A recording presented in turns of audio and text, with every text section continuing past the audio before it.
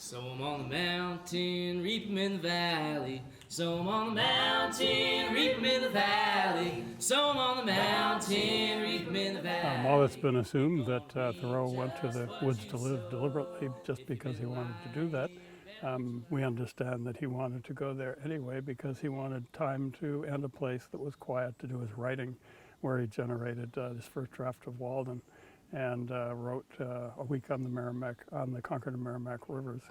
But there's another story that was written up in the Concord Journal some years ago that when he was 1 year younger than when he went to the woods to live, he was fishing with a friend at Fairhaven Bay, not too far from Walden, and set a fire in a post to cook his fish and doused it with water, except that fires and stumps are hard to put out, and it didn't quite get out, and it caused a forest fire that burned many acres with the wind blowing toward the town. And fortunately, the wind shifted and the fire was put out before it got there. But it was assumed that when he was walking through town for some time after that, people would be saying behind his back, "Firebug," and that perhaps he wanted to live deliberately somewhere else for a while. Not a very auspicious start for the man who would go on to write the American classic Walden. 200 years ago, Henry David Thoreau was born and lived nearly all his life here in Concord. To celebrate, the Freedom's Way National Heritage Area, with support from the National Park Service, is working to create a recreational trail in the spirit of Thoreau's 1842 essay, A Walk to Wachusett. We're primarily using existing trails, and we know that the trails that we're using are not going to be exactly the same trails that Thoreau walked upon, because many of those trails right now are roads and highways. And so what we're trying to do is we're trying to, if you will, balance how a route might evolve in the spirit of Thoreau, and really take a look at how we might combine existing trails, where we would need to add potential new connections, and then how we can weave those together within the fabric of the existing communities.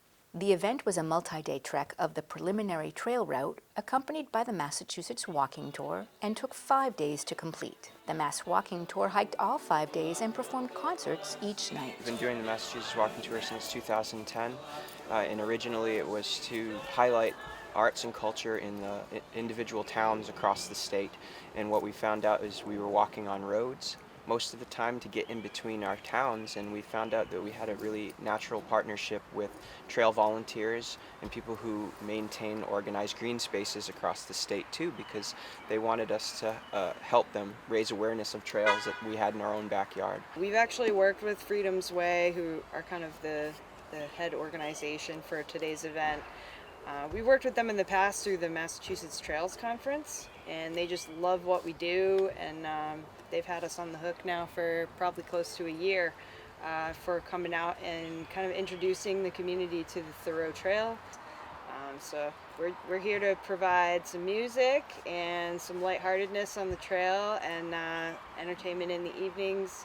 The event kicked off with an opening ceremony at Walden Pond with dignitaries and music performed by the Mass Walking Tour. Thank you for coming this morning. On behalf of the Freedom's Way National Heritage Area, I'd like to welcome you all here at the launch of the Thoreau Trail Project. Freedom's Way is one of 49 National Heritage Areas throughout the country. National Heritage Areas are designed to tell a uniquely American story, and we work in partnership with the National Park Service. Freedom's Way encompasses 45 communities in Massachusetts and New Hampshire, so it's a really large geography. And as an organization, among other things, our goal is to do projects and programs that interpret and educate the public about the unique stories within Freedom's Way, particularly around its nature, culture, and history. So for us, Thoreau is, shall we say, a grand slam. He crosses over all the boundaries of the work that we're designed to do. And this project, which we've done in close partnership with the National Park Service, is designed as an exploration of the route that Thoreau took when he walked from Walden to Wachusett. Well, it is my privilege on behalf of all of us at DCR to welcome you to your Walden Pond.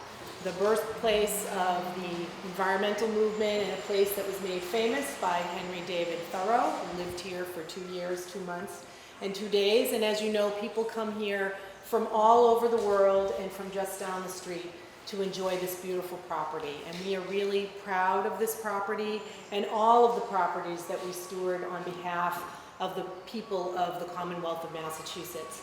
And as Patrice said, we are starting here at Walden and we're ending at Mount Wachusett, another spectacular property that is managed in stewardship for all of you.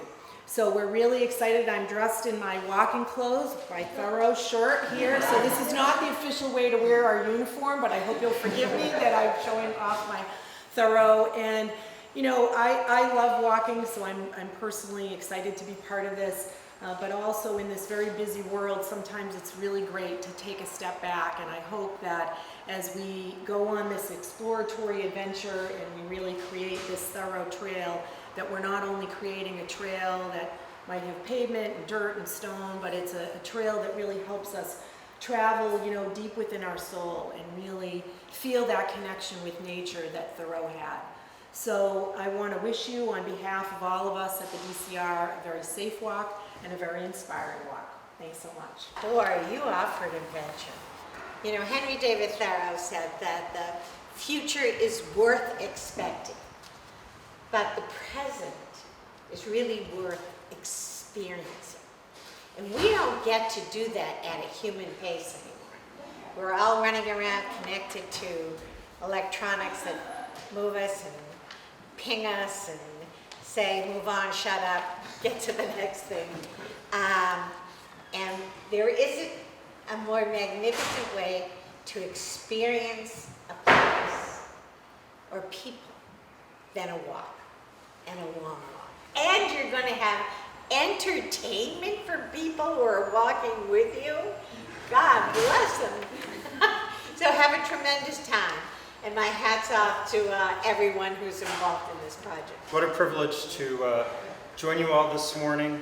And I'm going to start a little differently. In my hands are a copy of The Maine Woods, an edition printed in 1950, and also, maybe also appropriately enough, A Week on the Concord and Merrimack Rivers, an edition printed in 1966, the year after I was born. These two books belong to Nelson and Flora Lepin, my grandparents, and were given to me at about the age of 8. And I guess you could say that both my grandparents and Thoreau were early influencers on my love of the natural landscape and of hiking and paddling. So during this bicentennial year of Thoreau, there's a lot going on. The whole world is taking notice of the achievements of Concord's own natural philosopher. However, it's the sights of nature for which Thoreau is most famous for, and why we're gathered here today, this morning at Walden Pond. Momentarily, a few of you are going to depart to another site made famous by the pen of Thoreau, Mount Wachusett. The idea of a permanent walking trail from here to Mount Wachusett is not a done deal yet, but it's an incredibly exciting thing to think about. So wishing all of you hiking over the next 6 days safe and happy trails. Good morning. I want to add my welcome to that of everybody else on behalf of the Board of Directors of Freedom's Way National Heritage Area. It was interesting listening to Superintendent Dunn's comments because I actually spent part of this past weekend going through one of my parents' bookshelves and found a very old copy of Walden, which I believe had belonged to my grandmother. So I put together a few words. There are many literary references in here, so if you want a challenge, see how many of them you can catch. I may not have even caught them all. But anyways, here it goes. Are you brave enough to go for a walk? Seek sincere experiences that symbolize the path of life. Take the road less traveled. Avoid the engineered highway and carefully curated tour. Go for a walk in the woods or into the wild, even if it is along the abandoned railbed through the town forest or the wildness within. Go among trees and walk the one hill of your life. Take the road that goes on through both Lothlorien and Mordor. Follow the hidden paths that run west of the moon and east of the sun. Wander home. Walk at least 4 hours a day to fill 44 or more years with purpose and meaning. Then the ripples of your life may shake empires, develop new scientific disciplines, and inspire wilderness mystics. Walk and see the world more clearly. Thoreau admonished, possibly the day will come when the landscape will be partitioned off into so-called pleasure grounds, in which a few will take a narrow and exclusive pleasure only, when fences shall be multiplied and man traps and other engines invented to confine men to the public road, and walking over the surface of God's earth shall be construed to mean trespassing on some gentleman's grounds. To enjoy a thing exclusively is commonly to exclude yourself from the true enjoyment of it. Let us improve our opportunities then, before the evil days come. Walk and so preserve access to the land and its experiences. Prepare to saunter. Leave Ur of the Chaldees and Haran and head for the promised land. Embrace vagrancy, for only the homeless can always be at home. Don't be a faint-hearted crusader. Undertake a persevering, never-ending enterprise. As Thoreau said, we should go forth on the shortest walk, perchance, in the spirit of undying adventure. Borrowing from Jesus, who made appearances on the roads to Jerusalem, Emmaus, and Damascus, if you are ready to leave father and mother, brother and sister, and wife and child and friends, and never see them again, if you have paid your debts and made your will and settled all your affairs and are a free man, then you are ready for a walk. Let's walk. Thank you guys for being here today. Before we take off on this walk, we're going to sing one last song. We've been brought on as an organization that's been functioning since 2010 called the Massachusetts Walking Tour. We're a group that's been organizing free community concerts across the state to highlight arts and culture in all the towns of Massachusetts, as well as raising awareness of green spaces throughout the state. This is our 8th year. This is our 2nd leg this year. We already have done 10 dates across the Blackstone Valley and celebrated trails like the Southern New England Trunkline Trail. And we're supported by grants through the Massachusetts Cultural Council. We really appreciate the opportunity to be part of this event. Our very first year in 2010, we actually brought copies of Walden, thinking that as we walked from our events, we would have time to read.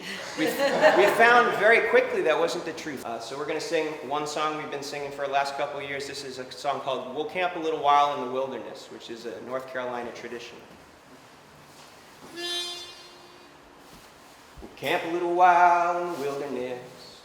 In the wilderness, in the wilderness. We'll camp a little while in the wilderness. Then we'll be going home. Then we'll be going home. Then we'll be going home. We're all making ready. Then we'll be going home. Sisters, are you ready?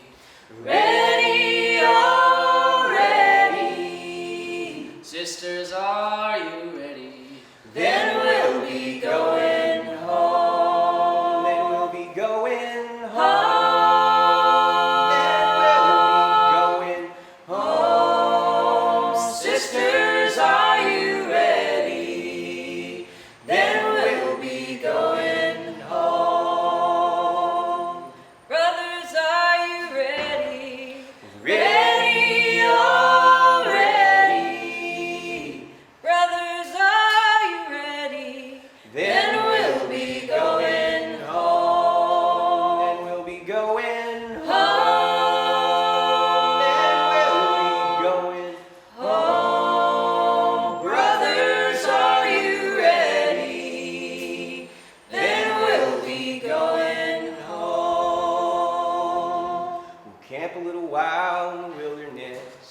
In the wilderness, in the wilderness. We'll camp a little while in the wilderness.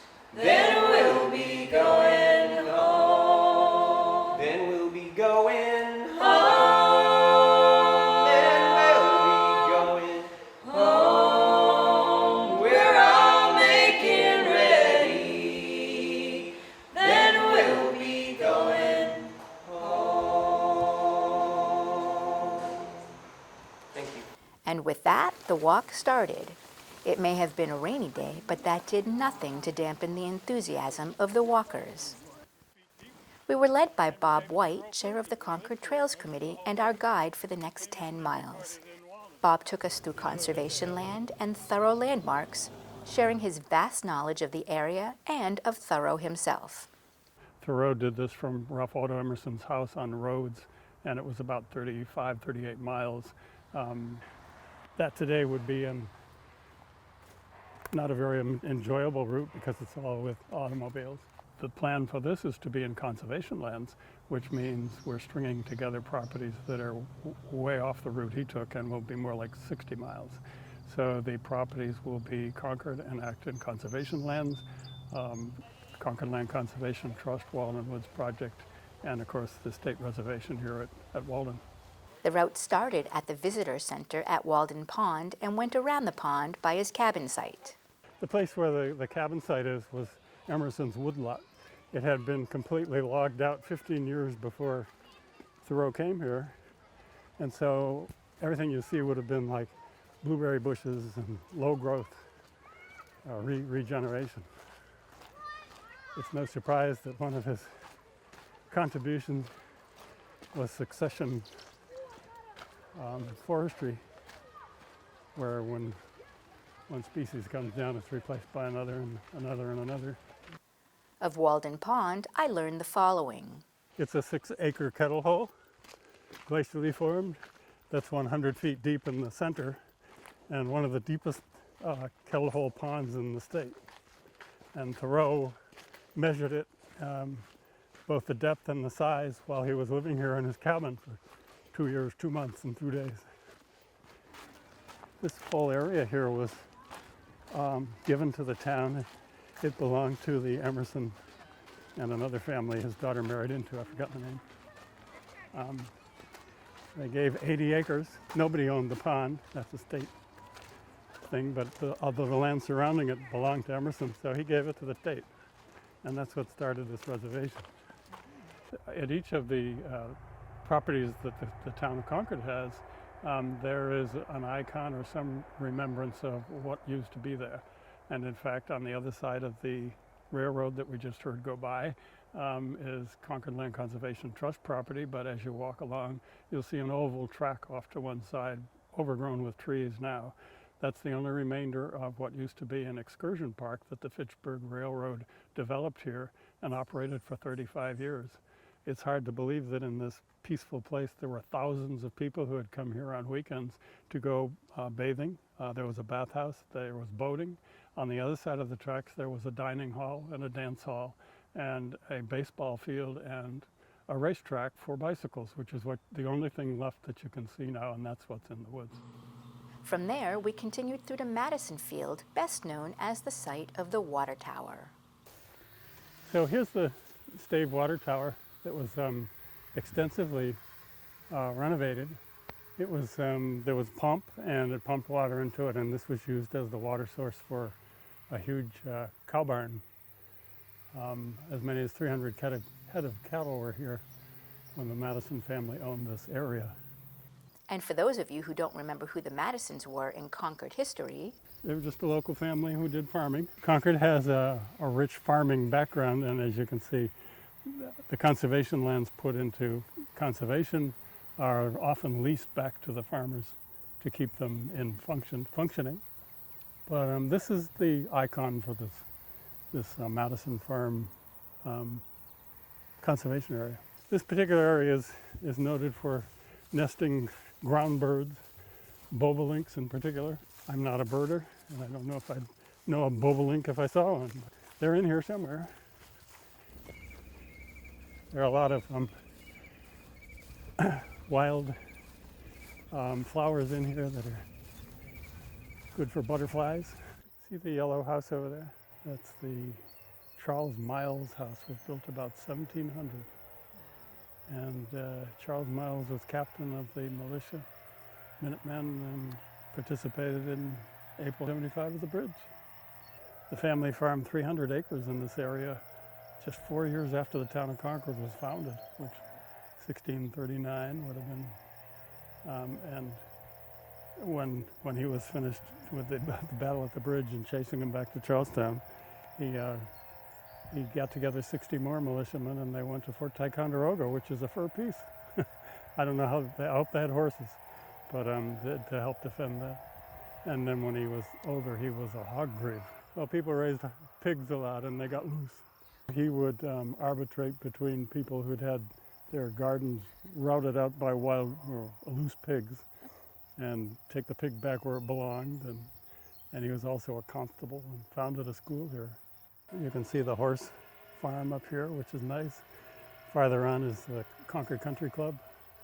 So it's nice country to be walking in.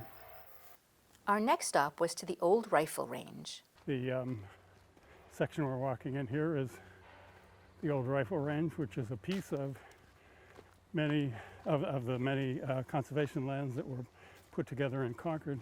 Wait, a historic rifle range in Concord? The Massachusetts General Court in 1901 mandated that all towns with militias should develop rifle ranges for training. And so Concord did that, and in a few years had this functioning, and the militia trained here with their rifles. Soon after that was the build up to World War I, and it was used extensively by men who were bound for the European theater of World War I. And after World War I, it was abandoned because it was determined that the modern weapons of the day required something more sophisticated, and this wasn't appropriate anymore. So it sort of turned over to the town. The town just kept it, and at one point it was a dump, and eventually became put into conservation. And that's what we have today. We were then off to Rogers Farm. When they got here, their name was Rodegeri, and they Americanized. But they've had greenhouses there, and this whole section we're going to, though, has some historic significance because this brook right here is called Second Division Brook. And 20 years after the founding of Concord, of course they were all English planters, that's who lived here. Their sons were now of age when they needed to strike out on their own, and so they had a second division of property.